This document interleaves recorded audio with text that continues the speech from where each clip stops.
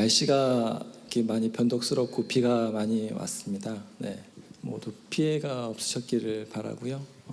좀 더 온다는 소리도 있고 그래서 좀 걱정이긴 할 거고요. 모두 자리에 일어나셔서 우리를 위해 십자가에 피를 흘리신 우리 예수 그리스도, 그 예수님 찬양하기 원합니다.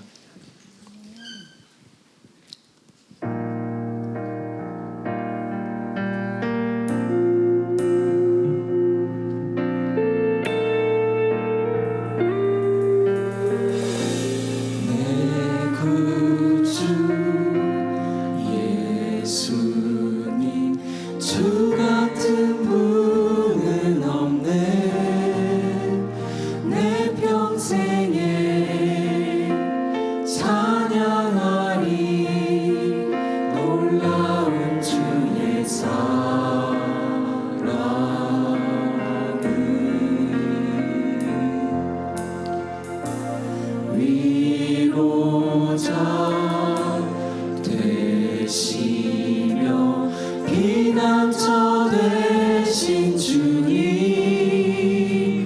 나의 영혼 온 맘 다해 주를 경배합니다.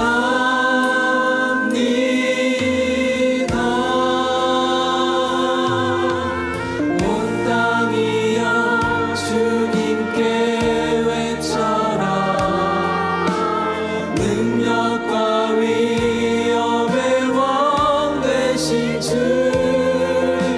산과 바다 소리쳐 주의 이름을 높이리.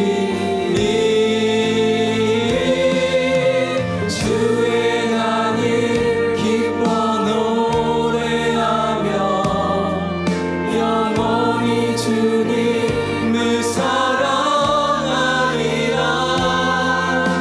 신실하신 주의 약속 나 받았네. 다시 한번 하시겠습니다. 내 구주 예수님, 내 구주 예수님, 주 같은 분은 없네.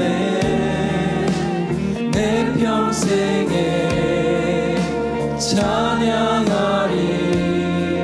놀라운 주의 사랑을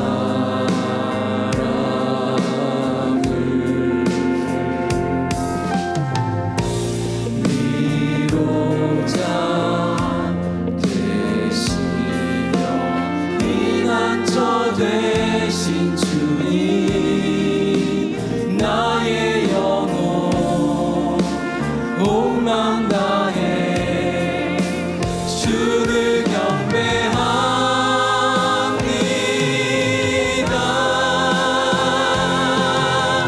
온 땅이여 주님께 외쳐라. 능력과 위엄의 왕 되신 주, 산과 바다 소리쳐 주의 이름을 높이리. 주행하니 기뻐 노래하며 영원히 주님을 사랑하리라. 신실하신 주의 약속 나 받았네. 온 땅이여 주님께 외쳐라. 능력과 위엄의 왕 되신 주, 산과 바다 소리쳐 주의 이름을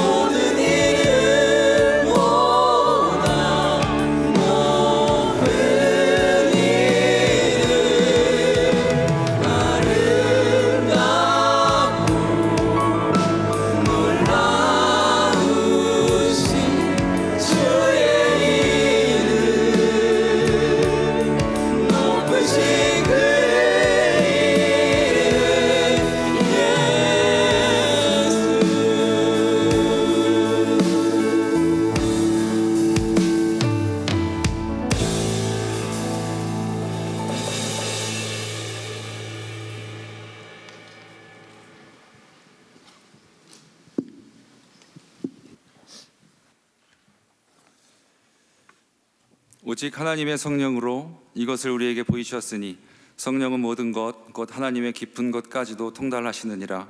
사람의 일을 사람의 속에 있는 영 외에 누가 알리요? 이와 같이 하나님의 일도 하나님의 영 외에는 아무도 알지 못하느니라. 아멘. 하나님, 우리는 성령을 통해 하나님의 마음을 알 수 있습니다. 주님은 우리가 내가 아닌 것이 되기를 원치 않으십니다. 주님은 우리가 창조하신 그 모습을 회복하고 그 은사로 우리가 속한 공동체를 이롭게 하기를 원하십니다. 주님은 우리가 그 부르심에 응답하기를 원하십니다. 주님은 우리가 예수 그리스도의 형상을 닮아가길 원하십니다. 주님은 우리가 자기 십자가를 부인하지 않고 도리어 끝까지 인내하길 원하십니다. 주님은 우리가 거룩을 사모함과 자아의 죽임이 한 번으로 끝나 그 후에는 죄 없는 삶을 사는 것을 원하지 않으시고 도리어 그 둘을 일상의 중심부에 가까이 붙들어 두어 말씀 읽기와 기도와 예배와 금식과 성찬과 고독과 봉사의 삶에 거하기를 원하십니다. 우리는 이렇듯 하나님 마음 안에 거할 때에만 의미가 있습니다. 우리는 하나님의 마음을 이미 알고 있습니다. 주님의 부르심에 응답하는 삶을 살게 하시고 그 선택으로 온전함에 이르게 하옵소서. 하나님, 다양화된 미디어 환경은 누구든지 공론장에서 자유롭게 발언할 수 있도록 기회를 열어주었지만 다른 한편으로는 입장이나 지향이 비슷한 사람들끼리만 패거리를 이루면서 생각을 붙여가는 폐쇄 회로가 되기도 합니다. 유유상종과 동어 반복 속에서 소문은 진실이 되고 희망사항은 신념을 넘어 독단으로 변질됩니다. 격정과 선동으로 점철되는 광장의 열기 속에서 우상들이 출몰하고 허황된 영웅주의와 무책임한 대중이 공생합니다. 하나님, 이 나라를 불쌍히 여겨주시옵소서. 정치 권력을 잡은 분들이 비통한 자들을 위해 발언하고 억울한 자들을 위해 일하게 하여 주시옵소서. 몇 가지 단편적인 정보를 단순히 도식으로 꿰어 맞춰 편을 가르고 극단으로 맞서는 마음의 습관이 무너지게 하옵소서. 우리와 너희를 흑백의 구도로 나누고 싶은 유혹을 물리치고 나와 전혀 다른 사람들의 목소리에 귀 기울이는 너그러움을 갖게 하시며 성급하게 단정하고 결론을 내리지 않게 인도하여 주시옵소서. 하나님, 수련 병원들이 끝내 돌아오지 않는 전공의 1만여 명을 일괄 사직하기로 결정했습니다. 의대 교수들의 반발이 이어지고 있지만 하반기 전공의 모집 절차를 시작하기 위해서는 더 늦출 수 없는 구육지책으로 받아들이는 것 같습니다. 무더기 사직이 현실화됨에 따라 매년 배출되는 3,000명 규모의 전문의가 내년에는 수백 명대로 줄어들 것으로 보입니다. 정보와 의료계의 주장과 해결책이 다르고 대화가 단절된 상황에서 그 앞길은 더욱더 안개 속에 있습니다. 이러한 의제들을 심도 있게 다룰 수 있는 의정 협의체가 만들어져 주요 현안들을 대화로 풀겠다는 의지와 방식을 구체화할 수 있도록, 또한 전공의들은 더 늦기 전 9월 하반기 모집에 지원해 환자 곁으로 돌아올 수 있도록 인도하여 주시옵소서. 질병으로 고통 속에 있는 이들을 기억하여 주옵시고 이들의 불안과 필요를 채워 주시옵소서. 하나님, 이 순간도 이방인의 정체성을 갖고 세계 곳곳에서 복음을 전파하고 계시는 선교사님들을 기억하여 주시옵소서. 특별히 튀르키예에서 선교하고 계시는 이대철, 정전랑 선교사님을 기억하여 주시옵소서. 하나님의 손과 발이 되어서 자신의 삶을 올려드린 이들의 삶을 받아주시고 동행하여 주시옵소서. 또한 미국에서 사역 중에 계시는 김요셉 성도님을 기억하여 주시옵소서. 맡겨진 소명을 잘 감당하고 돌아올 수 있도록 함께하여 주시옵소서. 특별히 이 시간 홍민택 성도님과 함께 하셔서 선포되는 말씀이 능력을 더하여 주시옵소서. 하나님께서 저에게 주신 많은 것들 중에서 구별하여 작은 예물을 올려드립니다. 하나님 원하시는 곳에 사용하여 주시옵소서. 맡겨주신 많은 것들이 주님의 것임을 고백하며 살아가는 주의 백성 되기를 원합니다. 귀하신 예수님의 이름으로 기도했습니다. 지금은 봉헌 시간입니다. 준비해 오신 예물 모두 앞으로 나오셔서 주님께 올려드리겠습니다.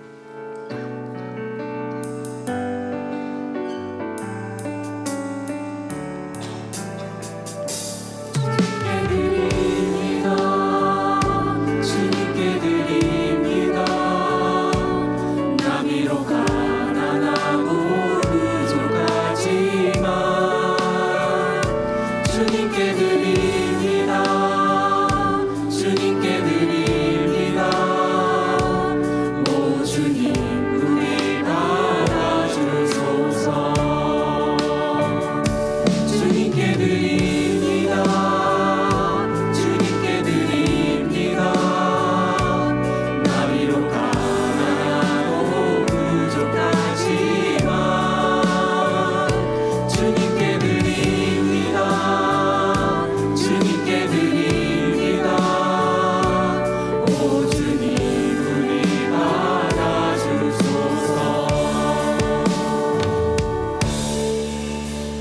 자리에 앉으시겠습니다.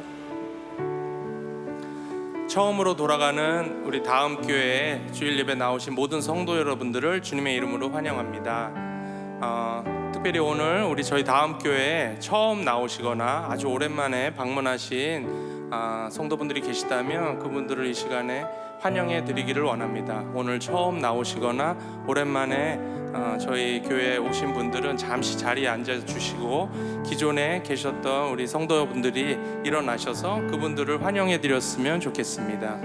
혹시 주변에 앉아 계신 분들이 계시면 알려주시면 감사하겠습니다. 예, 여기 앞에도 계시고요, 저기 위에도 계십니다. 네. 잘 오셨습니다. 환영합니다. 언약 안에 있는 축복의 통로,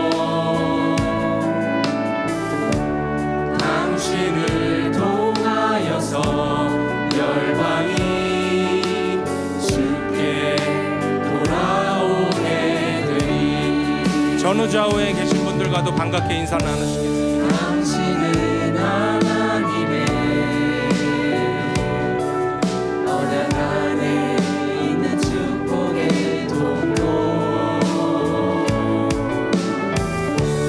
당신을 통하여서 열방이 주께 예배하게 되리.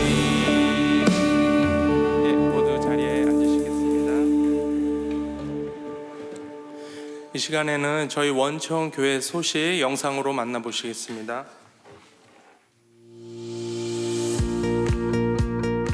2024년 7월 21일 원천 소식 전해드립니다.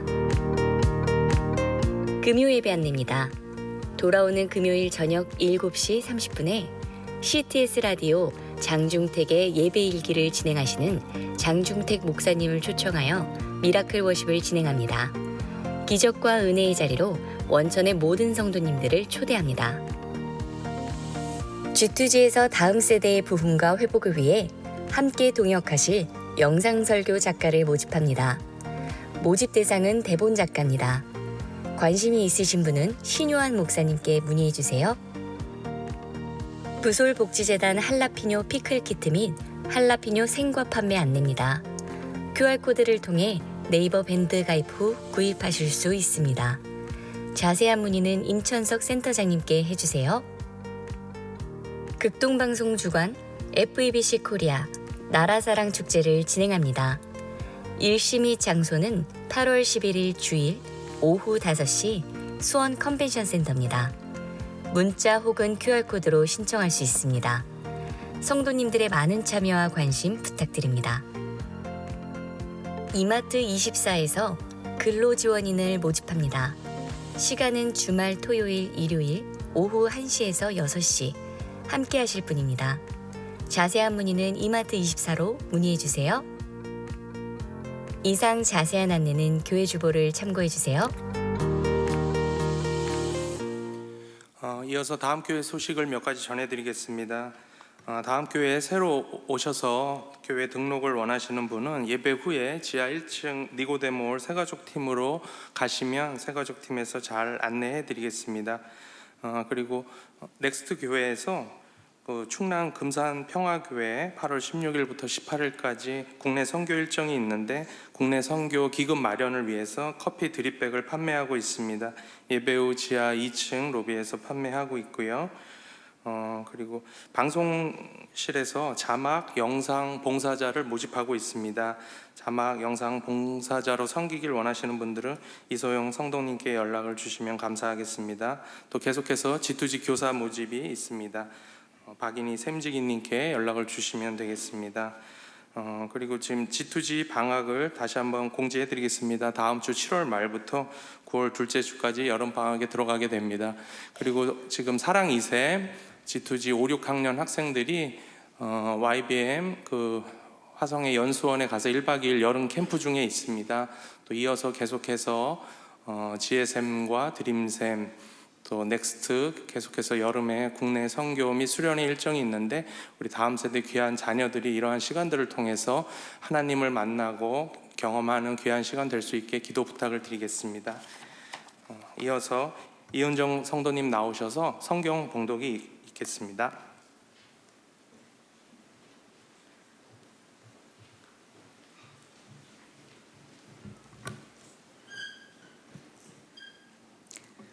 네, 오늘 말씀은 마가복음 1장 21절에서 39절까지입니다. 한 절씩 교독하시고 마지막 절은 함께 읽겠습니다. 그들이 가버나움에 들어가니라. 예수께서 곧 안식일에 회당에 들어가 가르치시매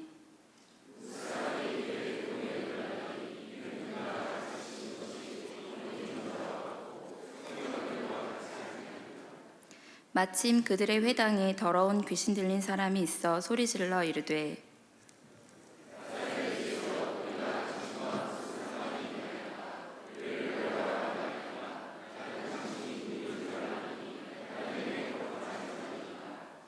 예수께서 꾸짖어 이르시되 잠잠하고 그 사람에게서 나오라 하시니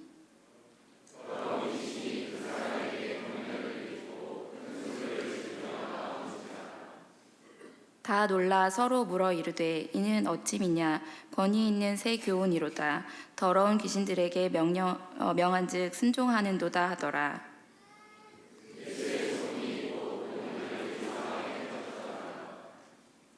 회당에서 나와 곧 야고보와 요한과 함께 시몬과 안드레의 집에 들어가시니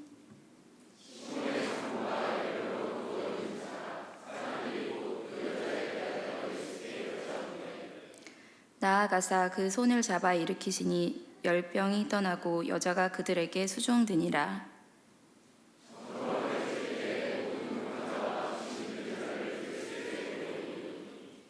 온 동네가 그 문 앞에 모였더라.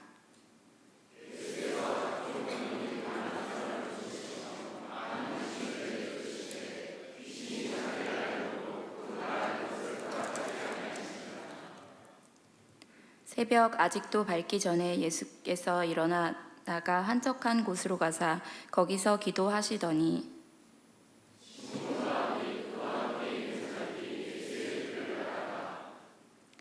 만나서 이르되 모든 사람이 주를 찾나이다.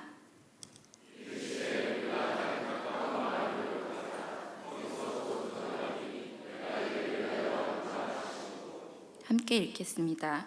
이에 온 갈릴리에 다니시며 그들의 여러 회당에서 전도하시고 또 귀신들을 내쫓으시더라. 아멘.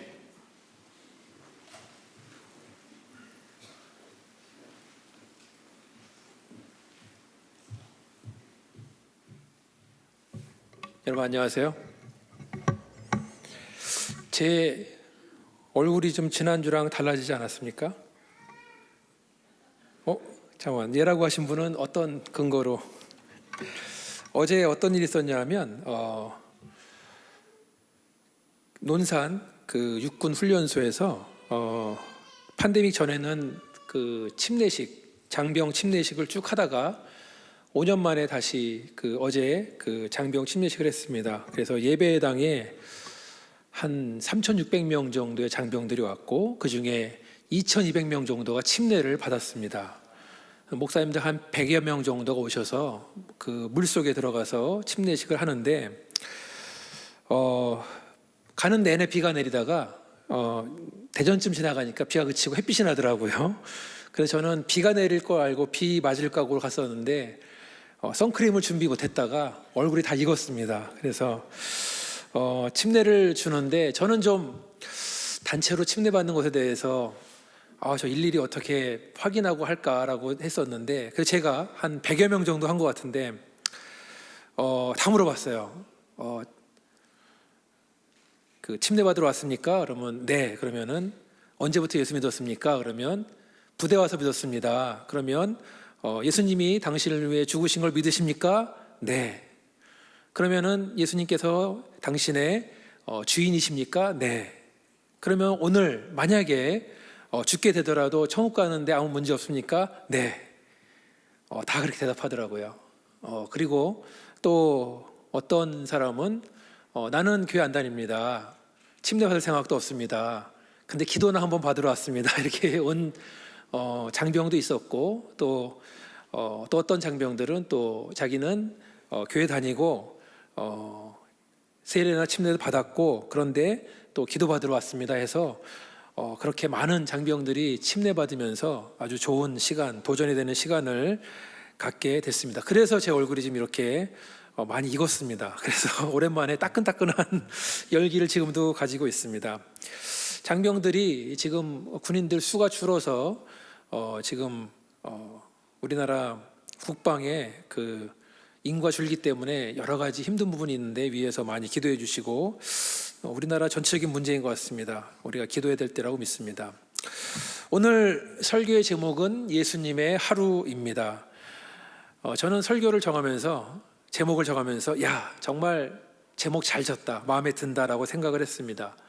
그런데 이 제목을 보면서 오늘 말씀을 또 읽으면서 예수님의 하루를 지켜보면서 근데 좀 제목만 가지고는 무슨 말인지 모르겠구나, 부족하구나, 좀 더 예수님에 대해서 좀 더 깊게 생각해 보고 싶다. 그래서 부제도 정했습니다. 부제는 예수님의 권능, 기도, 그리고 사명입니다.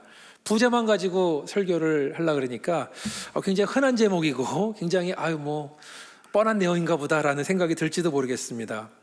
오늘 설교 말씀은 앞부분에서는 예수님 보내신 하루를 한번 같이 말씀을 나누고 후반부에서는 예수님이 보여주신 그분의 권능과 그분이 하신 기도 그리고 사명에 대해서 함께 말씀을 나눌 것입니다. 그리고 그렇다면 우리는 과연 어떻게 살아야 될 것인가를 한번 생각해 보겠습니다. 오늘 본문 마가복음 1장은 예수님의 공생애의 아주 초기의 이야기입니다.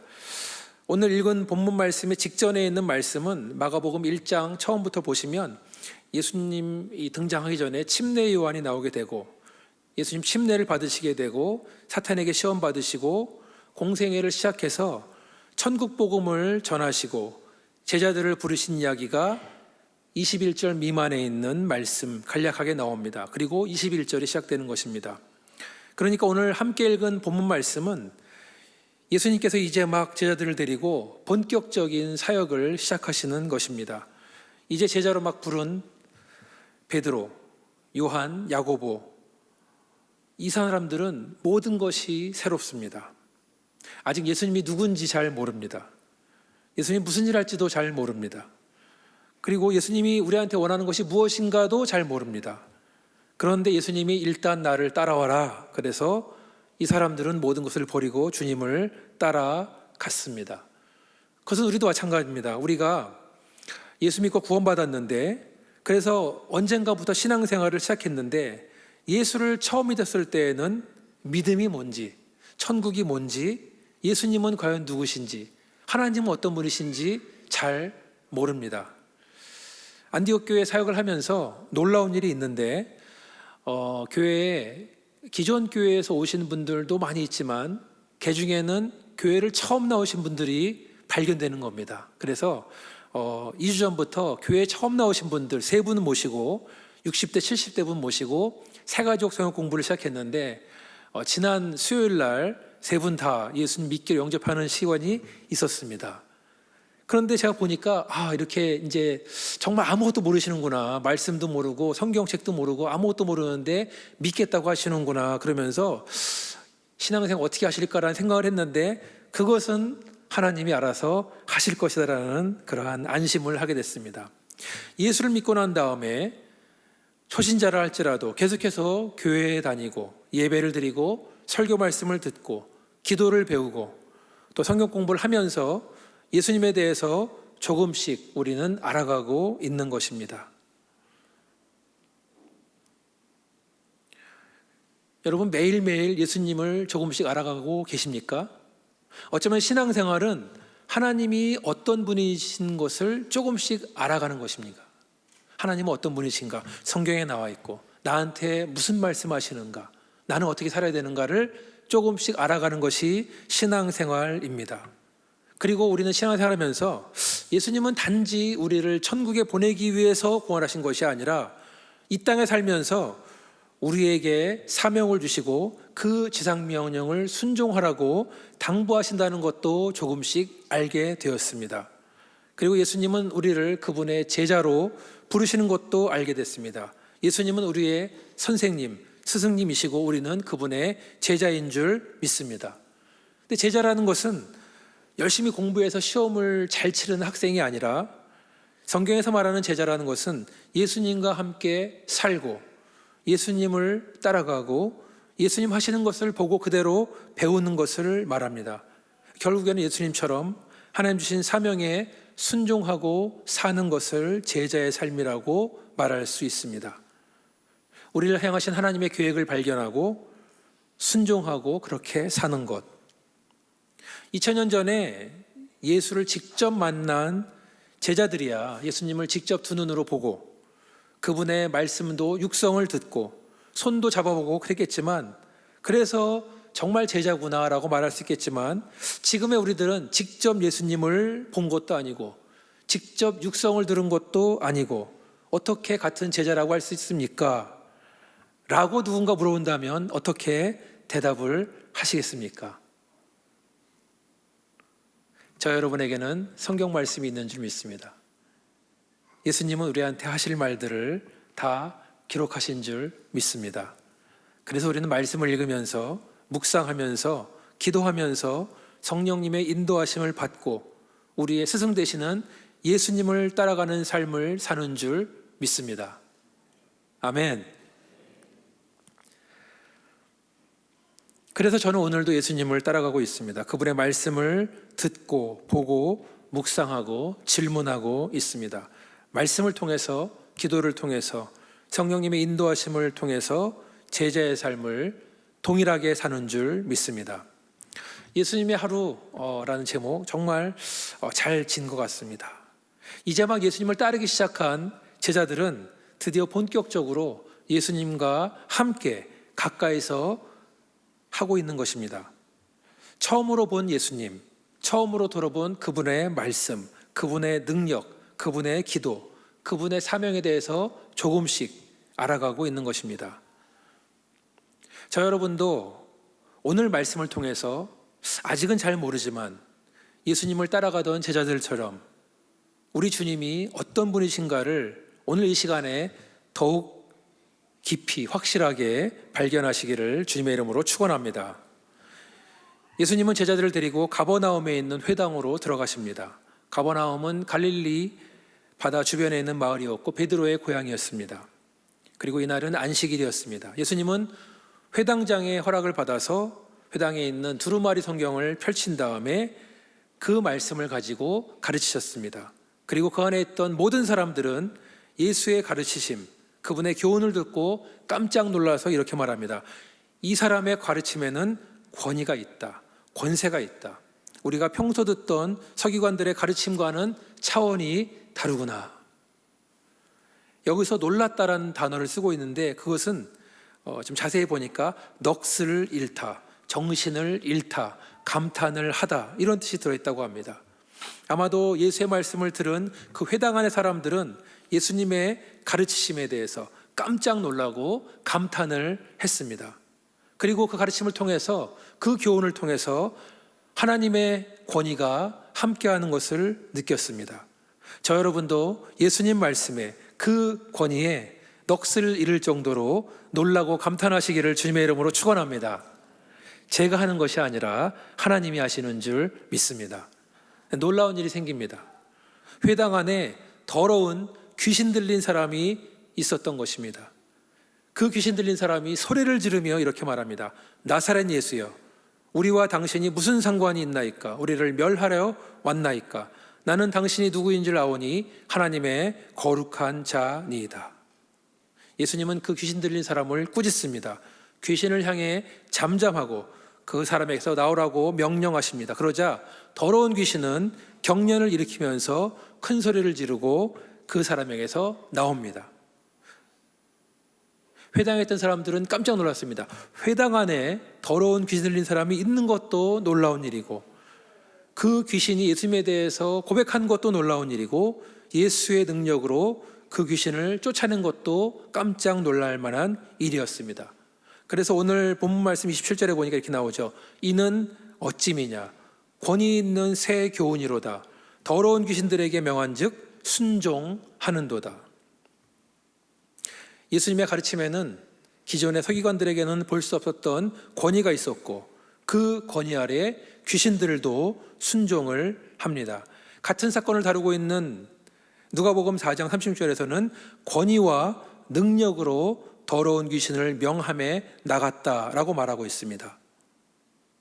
예수님의 권위는 그 가르침에서 드러났고 귀신을 쫓는 능력에서 나타났습니다. 예수를 따르던 제자들을 포함한 그 자리에 있던 모든 사람들은 이 신성한 권위와 능력에 놀랐습니다.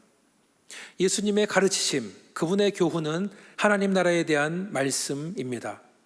그것은 예수님께서 하나님의 아들이시라는 사실, 메시아라는 것을 말해주고 있습니다. 그리고 그분이 능력으로 귀신을 쫓아냈다는 것은 그분이야말로 유대인들이 오랫동안 기다려왔던 메시아라는 것을 말해줍니다. 유대인들은 자기들을 구원할 메시아는 귀신을 쫓아낼 능력이 있다고 믿어왔습니다. 그래서 예수께서 귀신을 쫓아내신 그 사건이야말로 예수님이 바로 메시아라는 것, 그리스도임을 보여주는 것이었습니다. 그리고 예수의 소문은 곧 갈릴리 지방에 퍼지게 됩니다. 예수님은 제자들을 데리고 회당에서 나와서 이동하십니다. 그 다음에 가신 곳이 어디냐 하면 베드로의 집으로 들어가십니다. 마침 베드로의 장모는 열병으로 누워 있었습니다. 지금이야 몸에서 열이 나면 해열제나 진통제를 먹으면 벌떡 일어날 수 있지만 그 당시의 열병은 아주 심각한 병이었습니다. 누가복음 4장에 같은 사건이 있다 그랬었는데요. 누가복음에는 베드로의 장모가 중한 열병을 앓고 있었다라고 말합니다. 여러분, 누가복음의 저자는 누굽니까? 의사 누가입니다. 그러니까 누가가 볼 때는 이 열병은 아주 중한 병이구나라고 말하는 것입니다. 제가 자료를 찾아보니까 베드로의 장모는 아무래도 그 당시에 팔레스타인 지역에 있었던 심한 풍토병 중에 하나인 말라리아에 걸렸을 것이라고 이야기하고 있습니다. 그리고 그 열병은 사망률이 아주 높은 심각한 병이었기 때문에 아마도 베드로는 예수님에게 자기 집으로 모시고 가서 장모님을 고쳐달라고 했던 것이라고 생각됩니다. 예수님은 베드로 장모님 그 손을 잡아서 일으키심으로써 열병이 떠나갔습니다. 그리고 그 여인은 사람들의 수종을 들었다고 합니다. 아마 음식을 준비해서 예수님과 다른 사람들에게 대접을 한 것 같습니다. 예수님이 일으키신 즉시 수종을 들었다는 것은 일시적으로 병이 좋아진 것이 아니라 병이 완전히 나았다는 것을 말해줍니다. 예수님에게는 우리의 모든 질병을 고치시는 능력이 있는 줄 믿습니다. 그렇게 예수님은 베드로의 집에서 제자들과 함께 음식을 나누면서 시간을 보내고 있습니다. 그리고 해질 무렵이 됐습니다. 그런데 깜짝 놀랄 만한 일이 생겼습니다. 베드로의 집 문 앞에 수많은 사람들이 몰려온 것입니다. 오늘 낮에 회당에서 예수님이 귀신을 쫓아냈다는 소문을 들은 그곳 사람들이 그 지역에 있는 모든 병자와 귀신들을 데리고 왔다고 했습니다. 얼마나 많이 왔냐 하면 오늘 본문 33절에 보니까 온 동네가 그 문 앞에 모였더라. 온 동네가 그 문 앞에 모였다. 심각한 환자나 귀신 들린 사람들은 자기 스스로 예수께 나오지 못합니다. 그래서 가족이나 친구들이나 주변 사람들이 업어서 오기도 하고 들쳐서 오기도 하고 권유해서 오기도 하고 아마도 귀신 들린 사람이라면 묶어서라도 데리고 온 것으로 생각됩니다. 그 늦은 시간에 예수님은 문 밖에 있는 많은 사람들에게 어떻게 했습니까? 예수님은 각종 병이 든 사람들의 병을 고치시고 많은 귀신들을 쫓아내 주셨습니다. 그런데 같은 사건을 보여주는 누가복음 4장 40절 이렇게 나와 있습니다. 혹시 화면이 준비되어 있으면 어떻게 있습니까? 해질 무렵에 사람들이 온갖 병자들을 데리고 나오매 예수께서 일일이 그 위에 손을 얹으사 고치시니, 일일이 그 위에 손을 얹으사 고치시니. 예수님은 그냥 문 앞에서 자, 여기 모인 사람 중에 아픈 사람들 손 들으라 그런 다음에 다 나아라, 귀신 들린 사람들 다 귀신 떠나가라 이렇게 외친 것이 아니라 그 많은 사람들 앞에서 온 동네 사람들이 모였는데 그 사람 하나하나를 다 만나시고 한 사람 한 사람을 다 얘기를 들어주시고 어디가 아픈지, 무엇이 문제인지. 그런 다음에 한 사람 한 사람 다 손을 얹고 기도했다는 말씀입니다. 한 사람 한 사람 소중하게 대하면서 고쳐주셨습니다. 예수님은 그 밤에 각종 병든 사람들을 고쳐주셨습니다. 귀신 들린 사람을 해방시켜 주셨습니다. 시간이 꽤 오래 걸렸을 것입니다. 여러분 기억하시겠지만 예수님이 길을 가시다가 혈루병한 여인이 예수님의 옷에 손을 댔을 때 능력이 빠져나갔다라고 말씀하십니다. 예수님 한 사람 한 사람 고쳐주실 때에 예수님은 자기의 능력을, 자기의 에너지를 사용하셨습니다. 그래서 예수님 많이 지치셨을 것입니다. 그 많은 사람 고친 다음에 예수님 어디로 가시죠? 새벽 미명에 예수님 한적한 곳으로 나가서 기도하십니다. 아마도 예수님 잠도 별로 주무시지 않고 홀로 새벽에 나가서 기도하십니다. 오늘 함께 읽은 본문을 보니까 예수님은 안식일 낮, 안식일 오후, 안식일 저녁, 다음날 새벽 쉬지 않고 일하시는 것을 보게 됩니다. 회당에서 말씀을 가르치시고 귀신을 쫓아내시고 베드로 장모의 열병을 고치시고 문 앞에 찾아온 그 수많은 사람들 한 사람 한 사람을 고쳐주시고 새벽에 나가서 기도하셨습니다. 그래서 제가 이해를 했습니다. 왜 예수님께서 갈릴리 바다에서 폭풍우를 만나는데 배 한쪽에서 주무셨는가? 풍랑을 만나서 배가 막 흔들리고 물이 막 뱃속에 들어오고 막 그런 상황 속에서 예수님은 곤히 주무십니다. 제자들이 막 흔든 다음에 깨워야 그때 일어나셨는데 예수님은 제자들을 골탕 먹이려고 일부러 안 일어나신 것이 아니라 정말로 피곤해서 정말로 그렇게 주무신 것이다. 저는 이 말씀 보고 다시 한번 확신을 했습니다. 이렇게 예수님께서 정말 빡빡한 일정 속에서 그 많은 사람들을 만나시고 모든 힘을 다 소진하시는 것을 보면서 한 사람을 떠올리지 않을 수가 없었습니다. 누구실까요? 김장하 원로 목사님이십니다. 목사님, 제가 볼 때는 다른 사람보다 한 3배의 인생을, 3배의 일을 더 하신다 생각을 하는데 더 존경하게 됐습니다. 목사님 어떻게 이렇게 바쁜 일정을 다 하실 수 있을까? 저 같으면 하루만 따라다녀도 정말 피곤하고 그리고 쓰러질 수 있을 텐데, 물론 목사님 부지런하시기 때문에 성격적으로 그런 것도 있겠지만 아마도 목사님께서는 예수님이 이렇게 열심히 일하시는 걸 보고 이렇게 바쁘시게 움직이기 때문에, 그리고 영혼을 향한 열정 때문에 그렇게 오늘도 집회를 위해서 청주로 내려가셨습니다. 1절에 목사님 말씀하시는데, 그래도 나는 자동차를 타고 가고 남이 운전을 자동차 타고 가고 비행기로 다니지만 예수님은 걸어서 사역을 했다. 마을과 마을을 걸어 다니면서 나는 편하게 다니지만 예수님은 정말 걸어 다니면서 사역했다라고 하시는 그 말씀 보면서 더욱더 존경을 하게 됐습니다. 예수님은 영혼을 구원하기 위해서 불꽃처럼 자기를 불태우신 줄 믿습니다. 우리를 사랑하셔서 자기 가지신 모든 것을 다 쏟아내 주신 줄 믿습니다. 그래서 결국에는 목숨까지 내어줄 정도로, 다 주실 정도로 우리를 사랑하신 줄 믿습니다. 예수님 하루를 함께 돌아봤습니다. 우리는 마치 예수님의 제자처럼 예수님 하신 것 시간대별로 장소에 따라서 한번 보고 느꼈습니다. 현장에 있던 것처럼. 그러면 예수님께서는 이 하루의 일정을 통해서 우리한테 무슨 말씀을 해주시고 있는가? 오늘의 설교 부제입니다. 예수님의 권능, 기도, 그리고 사명입니다. 회당에 있던 사람들은, 그리고 예수님을 따라갔던 사람들은 예수님의 가르치심에 놀랐습니다. 그 가르침에는 권위가 있다라고 고백을 했습니다. 예수님이 귀신을 쫓을 때에도 권위가 있는 새 교훈이다. 귀신들도 순종하는구나라고 고백합니다. 권위라는 말은 헬라어로 엑수시아라고 말합니다. 그것은 권위, 권세, 권능 혹은 자격으로 번역됩니다.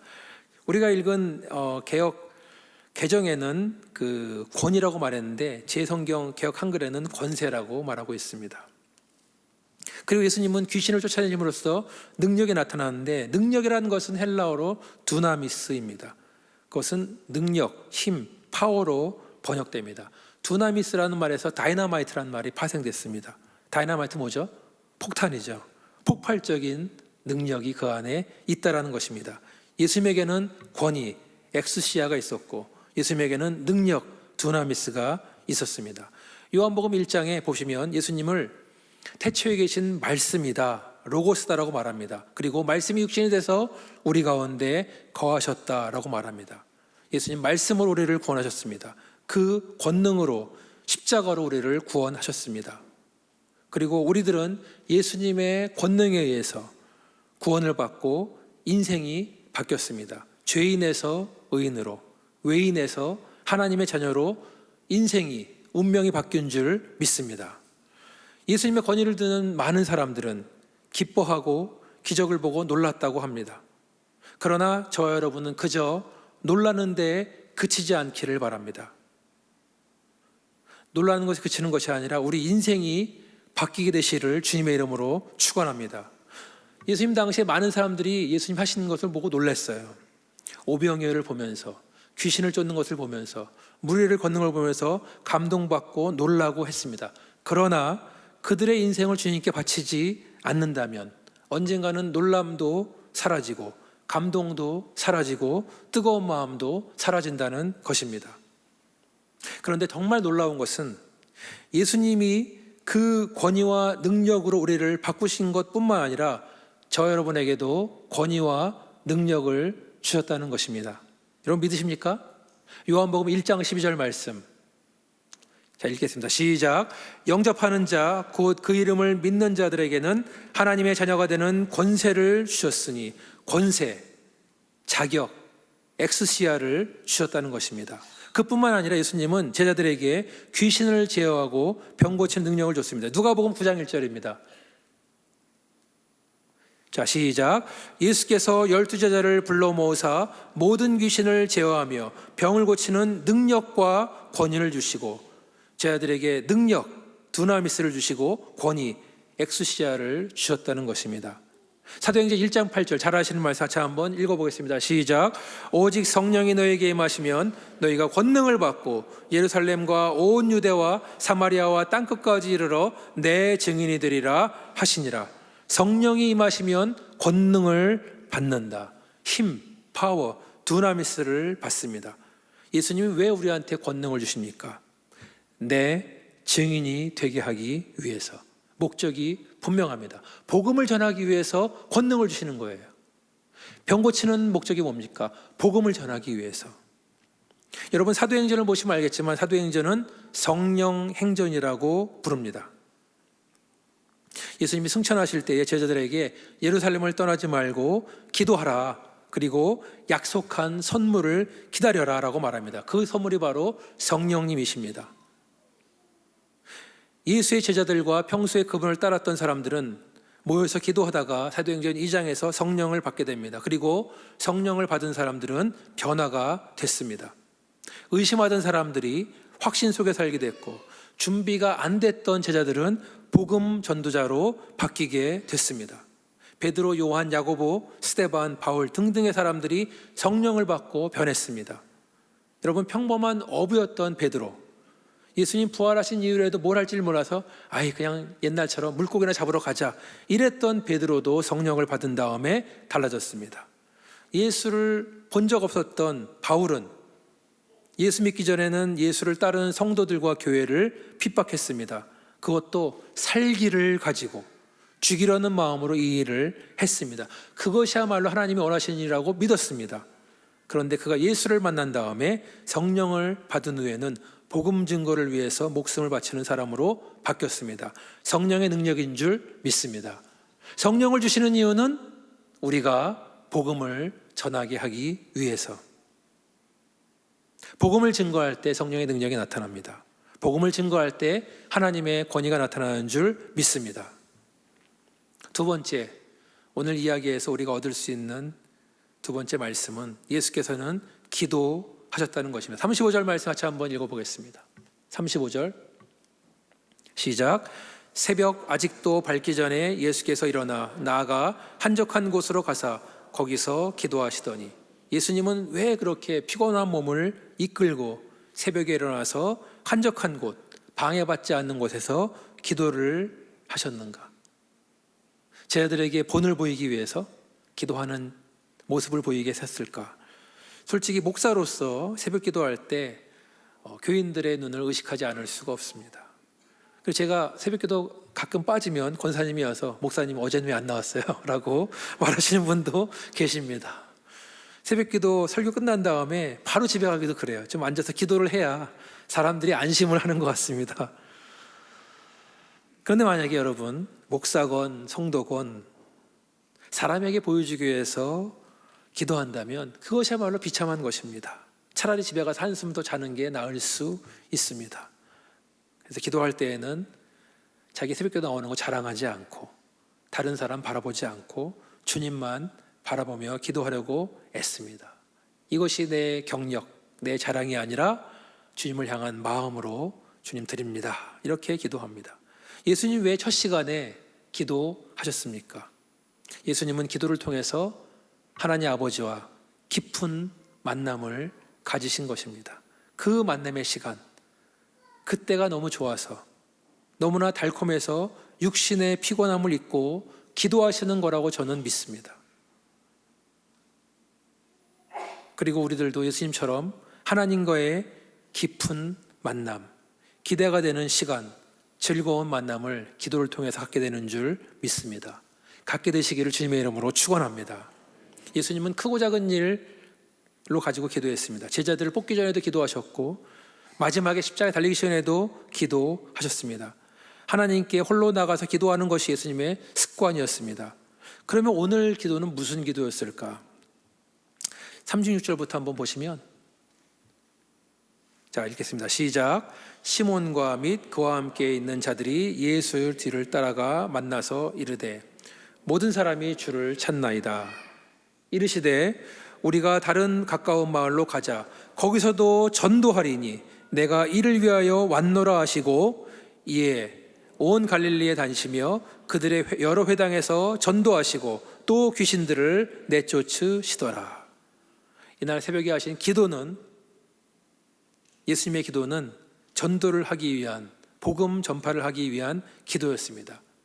이제까지는 가버나움에서 복음을 전하고 병 고쳤는데 이제는 다른 가까운 마을로 가야겠다. 거기서 전도해야겠다. 기도를 통해서 결정하십니다. 이를 위하여 내가 왔노라. 예수의 사명을 다시 한번 재확인했습니다. 기도를 통해서. 그리고 예수님과 함께 제자들은 온 갈릴리와 회당을 다니면서 전도하는 것, 기도하시는 것을, 귀신을 쫓는 것을 목격을 합니다. 오늘 말씀의 세 번째 드리고 싶은 말은 바로 전도, 복음 증거입니다. 예수님은 온 마을을 다니시며 전도하기 위해서 이 땅에 오셨습니다. 하나님의 나라 천국 복음을 전하기 위해서 이 땅에 오셨습니다. 그리고 예수님께서는 구원받은 성도, 저와 여러분에게 모두 지상명령의 사명을 주셨습니다. 목사나 전도사한테만 준 것이 아니라, 선교사나 헌신된 일부에게만 그 사명을 준 것이 아니라 모든 성도에게 전도의 사명을 주신 줄 믿습니다. 여러분, 모든 성도에게 지상명령 주신 것을 믿으십니까? 아멘. 아멘 할 때는 강하게 믿으십니까? 아멘. 오늘 말씀을 잘 살펴보면 예수님 복음 전하실 때 보여주신 모범이 있습니다. 그것은 예수님은 한 사람 한 사람, 한 영혼 한 영혼에게 최선을 다했다는 것입니다. 예수는 우리에게 숫자나 성과나 업적을 요구하지 않으십니다. 그런데 우리가 사랑의 마음을 가지고 한 사람 한 사람을 섬기기를 원하십니다. 예수님께서 그렇게 피곤하고 지친 상태에서 베드로 문 앞에 찾아온 그 많은 사람을 도와줄 때 한 사람 한 사람 관심을 가지고 한 사람 한 사람 쳐다보면서 손을 얹고 기도해 주셨습니다.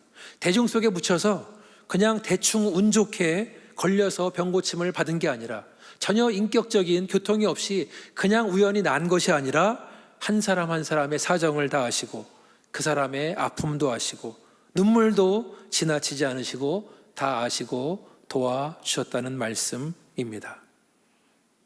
그리고 한 가지 오늘 본문 속에서 특별히 전도에 대해서 우리가 배울 것은, 예수의 소문을 들은 사람들은 자기 힘으로 나올 수 없는 사람들이 많았습니다. 아픈 사람들, 걸을 수 없는 사람들, 누워있는 사람들, 귀신 들린 사람들, 그 사람들을 데리고 누군가는 데리고 왔다는 것입니다. 필요하면 강권을 해서 가야 된다. 예수님한테 가야 된다. 업고 오기도 하고 여러 사람이 들매쳐서 오기도 하고 자기 몸 감당할 수 없는 귀신 들린 사람은 묶어서 오기도 하고 자기의 가족, 형제, 친구, 이웃들을 그냥 두지 않고 일단 예수님께 데리고 왔다는 것입니다.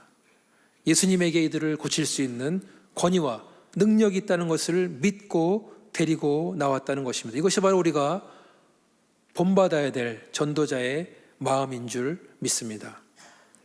평소 교회에 나오지 않는 친구, 가족, 가까운 사람들을 포기하지 마시기 바랍니다. 그들을 위해서 기도하시기 바랍니다. 그리고 기도하면서 가장 좋은 때를 얻어서 말씀을 전하시길 바랍니다. 마음속에 있는 그 사람을 먼저 품고 기도하고 섬기시기를 주님의 이름으로 축원합니다. 저는 미국에서 만 9년 동안 목회를 하다가 다시 원천교회로 돌아왔습니다. 미국에 한인교회들이 많이 있습니다. 또 많이 힘듭니다. 처음에 피닉스에 있는 교회 갔을 때에 교회를 제발로 온 사람들이 거의 없더라고요. 그래서 노방전도를 나가자 했습니다. 그래서 팜플렛을 만들어서 앞면에는 우리 교회에 대한 소개, 뒷면에는 우리 교회에서 한글 학교를 합니다 라고 이렇게 잘 이쁘게 만든 다음에 팜플렛을 나가서 한인마트에 나가서 물이나 선물을 준비하는 같이 전도지를 나눠줬습니다. 좀 지나다 보니까 사람들이 오는데 팜플렛을 보고 교회를 찾아온 사람은 한두 명밖에 안 되는 거예요. 그렇게 많이 뿌렸는데. 그런데 뒷면에 있는 광고를 보고 한글을 배우러 60명 이상의 아이들이 찾아왔습니다. 아마도 제 아내가 중앙기도 초등학교에서 15년 동안 교사했다는 소문을 들은지 모르겠지만 한국 애들만 오는 것이 아니라 미국 아이들도 교회에 와서 한글을 배웠습니다. 그래서 제가 제 아내한테 말하기를 우리는 미국에 와서도 원전교회처럼 다음 세대를 위한 사역을 해야 되나 보다 라고 웃으면서 말했던 기억이 있습니다. 기왕이면 예수님 모르는 사람이 처음 왔으면 좋겠다라는 생각을 했지만 그래도 한글이라는 도구를 통해서 교회에 나온 사람들을 보면서 정말 놀라기도 하고 은혜도 많이 받았습니다. 교회에서 예배를 드릴 때 뒤에 예배 끝나면 먹으려고 도넛이나 간식을 갖다 놓는데 우리 아이들이 들어와서 그냥 막 집어먹는 거예요. 그럼 그냥 두라고 한국 애들은 안 먹는데 이렇게 얘들은 먹는 거 그냥 두시라고 이렇게 했던 기억도 있습니다. 더 놀라운 것은 노방전도 해보지도 않았던 사람들이 동참하면서 은혜를 받기 시작하는 것입니다.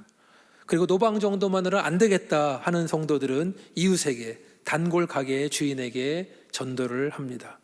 그리고 흥미로운 것은 우리 교회에 이제 미국인 남편들이 나오기 시작하는데 믿음이 하나도 없는 것 같은 미국인 남편도 노방전도하러 나오게 되는 것을 보게 됐습니다. 그리고 의뢰 노방전도 끝나면은 같이 저녁 식사를 한인 식당에서 먹게 되는데 그러면 또 식당 주인도 제가 전도하려고 막 그러는데 그러면 교회는 안 나오지만 저희 교회에서 전도하고 밥을 먹으면 서비스로 파전도 나오고 제육볶음 나옵니다. 그러면 미국 사람 백인 청년은 깜짝 놀라는 거예요. 자기는 한 번도 서비스를 먹어본 적이 없다고 그런 기억도 있습니다. 그런데 노방전도 했던 것도 팬데믹 이전의 이야기입니다. 팬데믹 이후에는 정말 모든 것이 바뀌었습니다.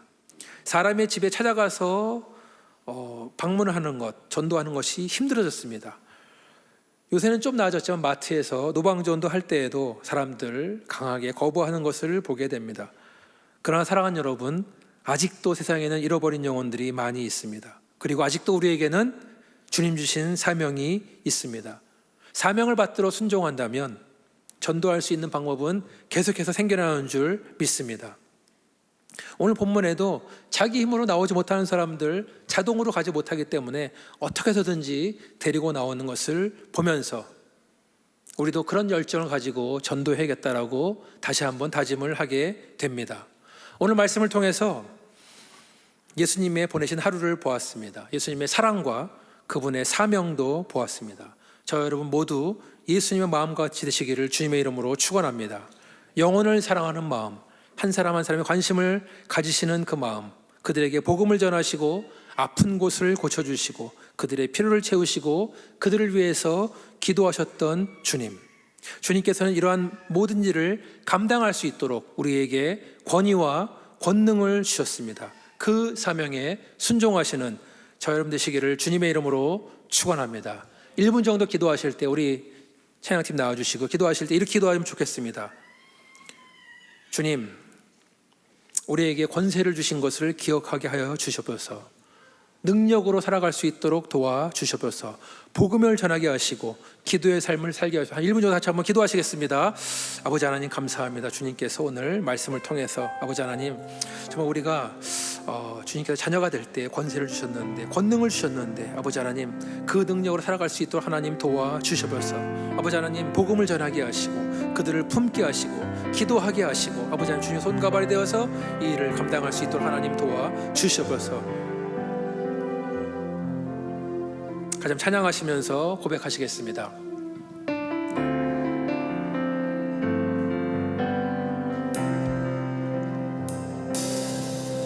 나의 사랑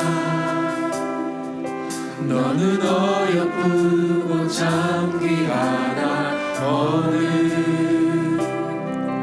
보석보다 귀하다 내가 사랑스럽지 않을 때 너를 온전히 사랑하고 너와 함께하려 내가 왔노라.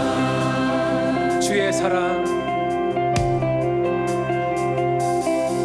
주의 사랑 이 사랑은 결코 변치 않아 모든 계절 돌보시네 푸른 마르고 꽃은 시드나 주의 말씀은 신실해 실수가 없으신 주만 바라라.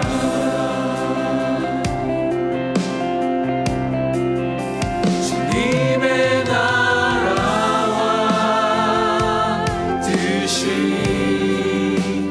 나의 삶 속에 임하시며 주님 알기를 주만 보기를 소망해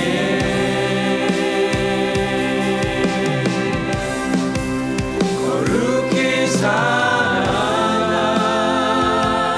힘과 두려움없는 믿음 주신 나의 하나님 완전한 사랑 찬양해.